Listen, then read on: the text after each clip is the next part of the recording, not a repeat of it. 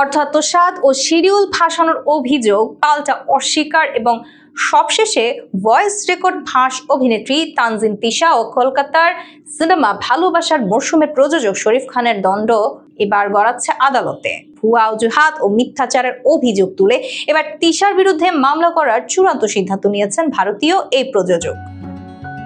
এরই মধ্যে গণমাধ্যমে হাতে আসা তিশার ভয়েস রেকর্ড ফাঁসের পর বিষয়টি নিয়ে তোলপাড় শুরু হয়েছে। বুধবার প্রযোজক শরীফ খান নিশ্চিত করেছেন তিনি খুব শিগগিরই তিশার বিরুদ্ধে আইনি ব্যবস্থা নিতে যাচ্ছেন। শরীফ খান বলেন, আমি অনেক ধৈর্য ধরেছি, ভদ্রভাবে টাকা ফেরত চেয়েছি, কিন্তু তিনি উল্টো মিথ্যাচার করে যাচ্ছেন। আমার কাছে সব প্রমাণ থাকার পরও তিনি নিজেকে নির্দোষ দাবি করে আমাকে অপেশাদার বানানোর চেষ্টা করেছেন। আমার ধৈর্যের বাঁধ ভেঙে গেছে, আমি আর অপেক্ষা করব না। খুব শিগগিরই তার বিরুদ্ধে আমি মামলা দায়ের করতে যাচ্ছি। প্রযোজক আরও জানান, সিনেমার চুক্তি ভঙ্গ, আর্থিক ক্ষতি সাধন এবং মানহানির অভিযোগে তিনি এই আইনি পদক্ষেপ নিচ্ছেন। তিনি বলেন, চুক্তির সময় তাকে যে 4.5 লাখ টাকা দেওয়া হয়েছিল তা ফেরত তো দেয়নি, উল্টো আমার প্রজেক্টের বিপুল ক্ষতি করেছেন।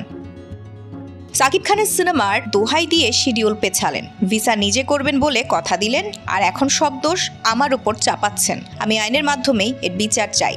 উল্লেখ্য, এর আগে তানজিন তিশার দাবি করেছিলেন প্রযোজক ভিসা করাতে ব্যর্থ হওয়ায় তিনি কাজটি করতে পারেননি এবং তার বিরুদ্ধে আনা অর্থ আত্মসাতের অভিযোগ ফালতু। একটি সংবাদ মাধ্যমের হাতে আসা ভয়েস রেকর্ডে তিশাকে বলতে শোনা যায় তিনি সাকিব খানের সিনেমার জন্য কলকাতার সিনেমার শিডিউল পেছাতে চান এবং ভিসার ব্যবস্থা তিনি নিজেই করবেন। এই অডিও ফাঁসের পর প্রযোজকের মামলার হুঁশিয়ারি তিশার জন্য নতুন আইনি জটিলতা তৈরি করতে পারে বলে ধারণা করছেন সংশ্লিষ্টরা।